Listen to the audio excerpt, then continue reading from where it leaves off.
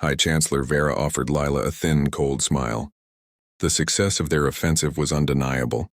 But the true challenge loomed ahead, weathering the inevitable counterstrike. "Well done," Vara said. "Thank you," Lila replied.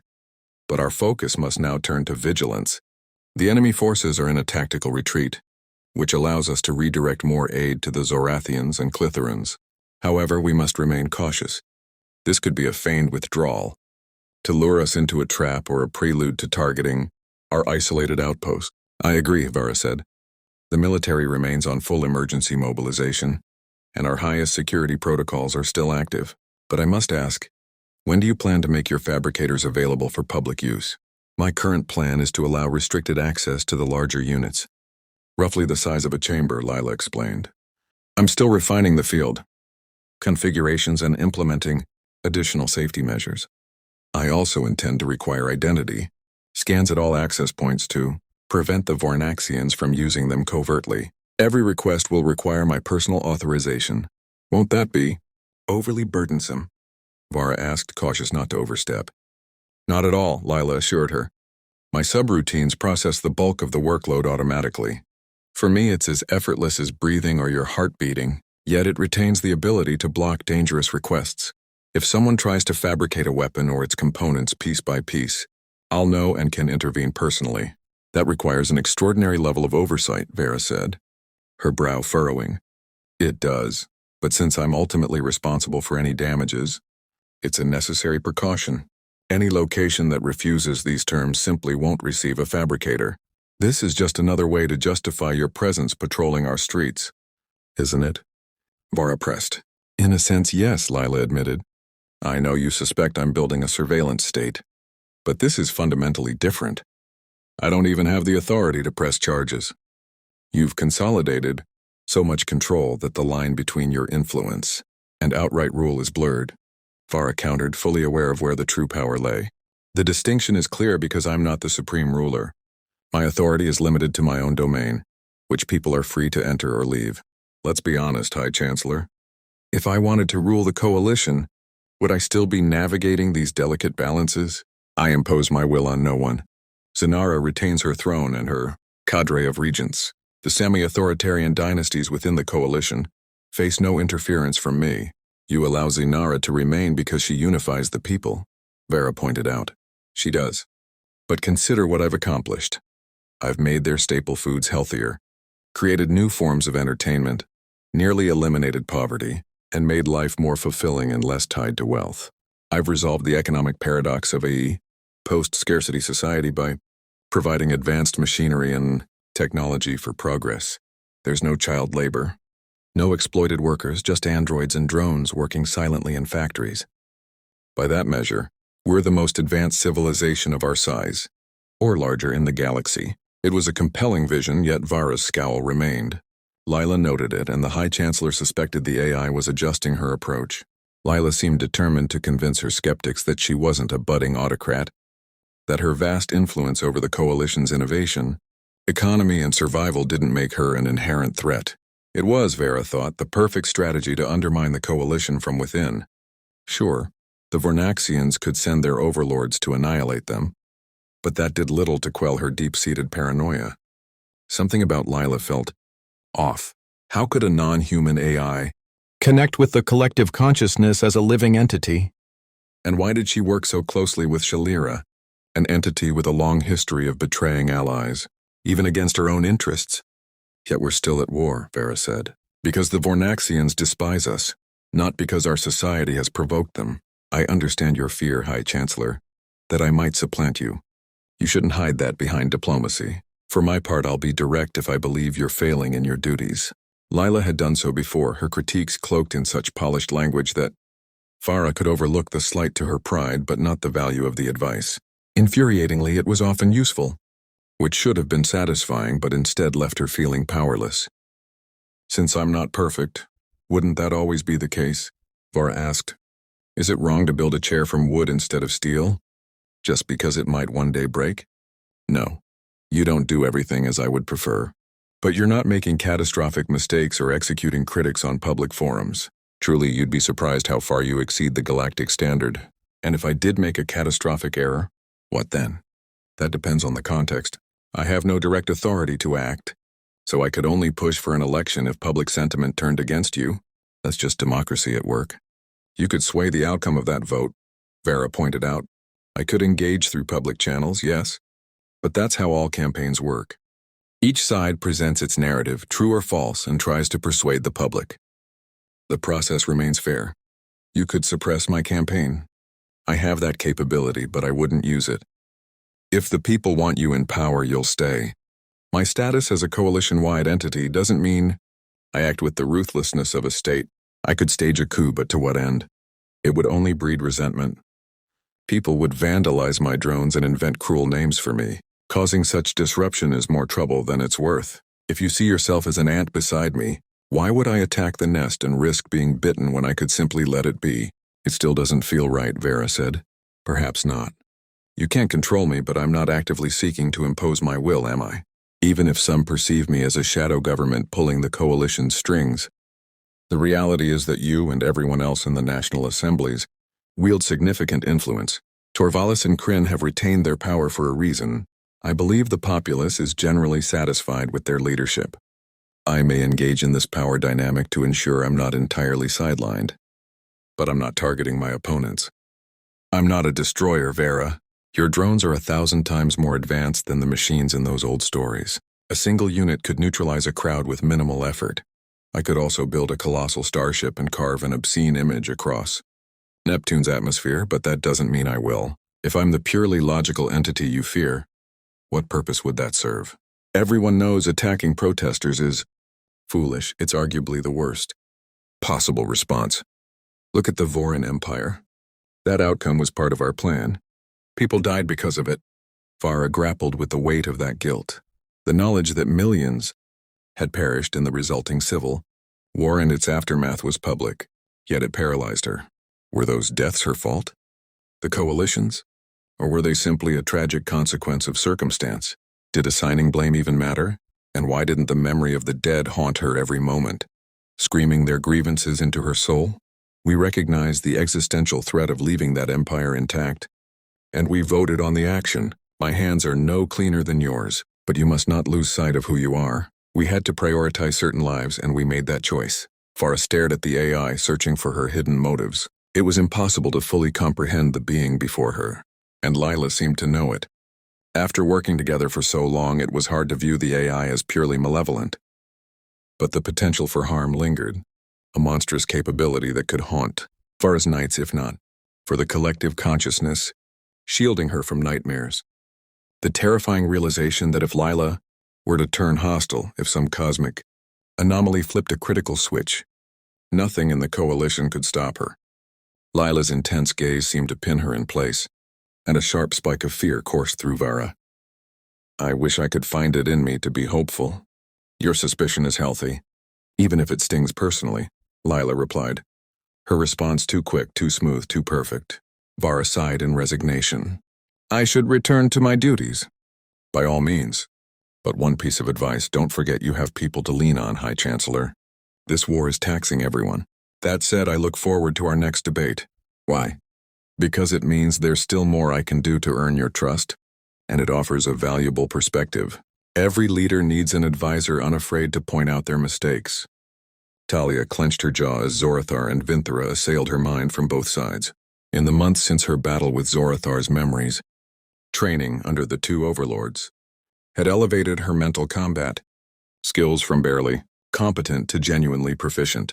By their immense standards, any measurable progress was a monumental achievement, given their lives spanned billions of years. Within the mind bridge, Zorathar launched another assault, shattering the psychic fortifications she had built to guard the entrance. She focused first on Vinthera, parrying the sharp thrust of his mental intent. She wove her psychic energy with her domain, redirecting his force downward, where it would crash against the impossibly dense ground of the mindscape's 50th layer. Instead of destabilizing her, the Overlords had moved beyond basic attacks, now using coordinated intermediate tactics. They targeted her arms, legs, and face not to cause true harm, but to disrupt her focus and defensive rhythm. For weeks, this strategy had overwhelmed her. Her breakthrough came when she learned to layer her freedom energy in a novel neural pattern. using avatars generated by her essence to defend multiple points simultaneously. Efficiency was an endless challenge. She continually discovered new ways she was wasting power. Now, instead of squandering nearly 90% of her energy in every psychic action, she lost only about 30%. Further gains would be exponentially harder, but each percentage point reclaimed boosted her stamina for prolonged battles, preventing the burnout that had once plagued her. As she deflected Vinthera's attack, she blocked a mental strike from Zorathar's avatar and rolled her consciousness leftward. She used her domain substance and angular momentum to throw his assault off course, crashing it through a cluster of redundant memories stored deep in her subconscious. Gradually, she felt them increase the pressure. Their attacks grew faster, more numerous, and stronger. She now wove through Vinthera's strikes while the mind bridge to Zorathar became studded with psychic barriers, reinforced by intricate lattices and towers of conceptual power. Talia had refined her power, giving it a more physical and structured presence. This made her slightly more vulnerable to metaphysical attacks, but far more resilient against physical ones. Attacks from Overlords Hilara, extreme cold, lasers, planet-shattering weaponry, or antimatter explosions would be easier to withstand. Forces like gravity, magnetism, or charge became easier to endure, and, thanks to her affinity with displacement to control, her effective range had expanded to a galactic scale, matching that of other overlords. However, this came with a trade-off. If an enemy like Voron attacked the abstract concept of sentience to reach her, her defenses would be weaker. Her prowess in that metaphysical arena remained largely unchanged, but her physical and mental resistances had grown tremendously. Endurance was the true measure of an overlord. Defeating one was conceivable, but killing one was nearly impossible. Talia now understood the simpler mechanisms behind their ancient longevity. When an overlord seemed to step out from behind their own body, they were transferring their essence to another region of reality by sheer will, as nothing in that space could resist them. To have a chance at killing one, she would need to trap an overlord across all 4 dimensions, 3 of space and 1 of time. They were fundamentally defensive entities, designed to hold the line against foes of comparable power. She had also learned more of the game with the intricate dance between beings who could unravel the galaxy if they truly fought, and Talia herself had advanced. She had become more deeply integrated with essence and freedom, gaining a profound understanding of the nature of power itself. Her psychic energy was now seamlessly fused with her conceptual power. She had fully absorbed the shard, distributing its essence evenly across every facet of her being, including her past and future selves. She understood that an overlord's power was not static but a shifting value, influenced by the strength of their name, their mythos, and their inherent might. The nature of this power reminded her of differential equations, entities defined by their own derivatives and complex relationships.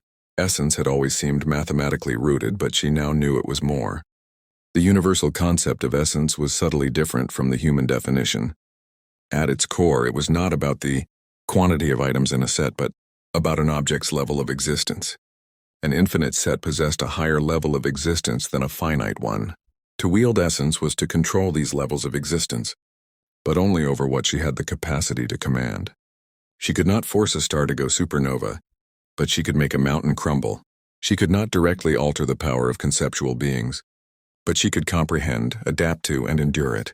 She now understood the 3 primary metrics defining a being's level of reality: complexity, resilience, and authority. Complexity measured the depth and intricacy of a being's internal existence. Resilience measured its ability to resist external forces and influences.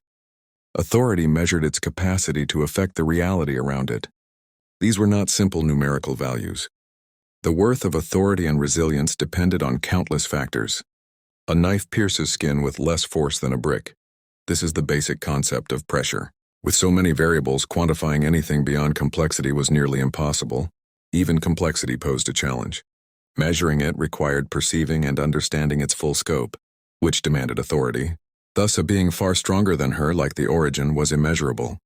An overlord could deflect her authority, obscuring her perception of their true strength. Back in the mindscape, Talia wielded her domain like a misshapen barbell, swinging it forcefully against Zorathar and Vinthera. She charged at Vinthera, taking hundreds of steps per second, ricocheting between the ceiling and floor as essence accelerated her. Her punches landed with mountain-shattering force, yet Vinthera effortlessly slipped through the millions of micro-attacks and spatial disruptions she placed in his path. He tore through her domain's bindings, shredding her power with bites, claws, and stranger manifestations of his primal nature. He bit her with a mouth facing the wrong way, clawed her with his eyes, and wounded her with his mere presence. Talia felt her form split in two, essence flowing through and around her to dodge Vinthera's near-lethal strike.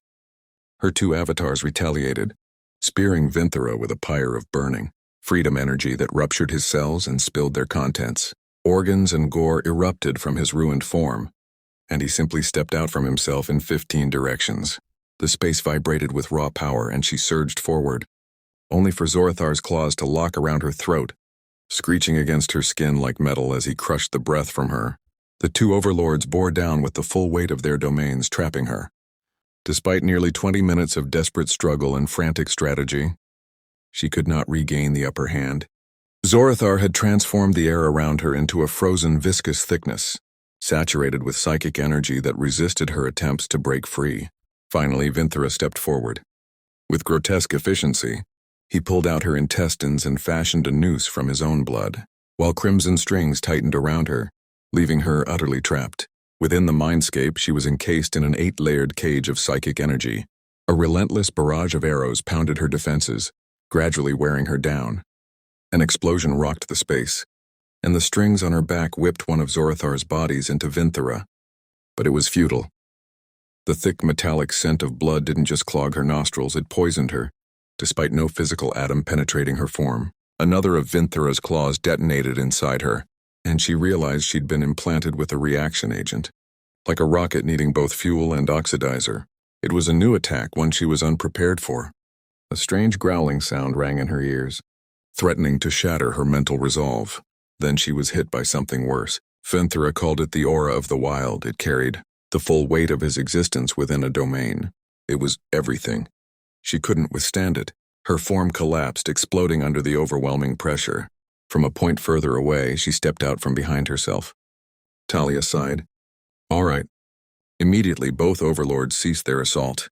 Every hazardous element faded. She turned to Vinthera. The overlord seemed even more primal now, his power laced with smells, violence, and blood.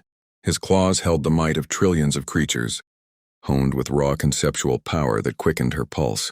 Even after all this time, something about him felt alien, as if he didn't fully belong to this reality.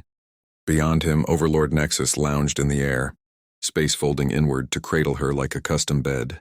She had observed their sparring, rarely offering input. Talia finally looked at Zorathar. She dissolved the mental blocks between them, and their consciousnesses fused once more. Though they could now function independently without significant impairment, thanks to Talia's careful use of essence, she had ensured he could truly live on his own. His real body, crafted by her, was strange, a hybrid between a Vornaxian and a human. Red skin covered a form halfway between quadruped and biped, complete with a draconic tail. His arms or forelegs were positioned above the ground, reminiscent of a dinosaur's posture. His mouth was full of fangs with a slight snout protruding from his face. His eyes held two pupils, their colors shifting with the energy within. Two horns spread from his forehead, with smaller branches echoing Zidnikrala's headdress style. Though shorter and thinner, these bone-white horns had filaments of conceptual energy extending like whiskers. His arms ended in 5-fingered hands, his legs in 5-toed feet. Layered Vornaxian skin covered patches of human skin beneath. This hybrid form was slowly morphing closer to a pure Vornaxian as he advanced his understanding of himself and his power. His soul still entirely Vornaxian was gradually reshaping the body in its image. In a few weeks, it would return to normal. He commanded the power of currents, a conceptual ability to make space and matter flow like water at his will. He could strike with focused force, unleash devastating shock waves, or conjure calamities of biblical scale, liquefying atmospheres or turning bedrock into raging magma. However, his direct conceptual power was poorly suited for combat against other overlords.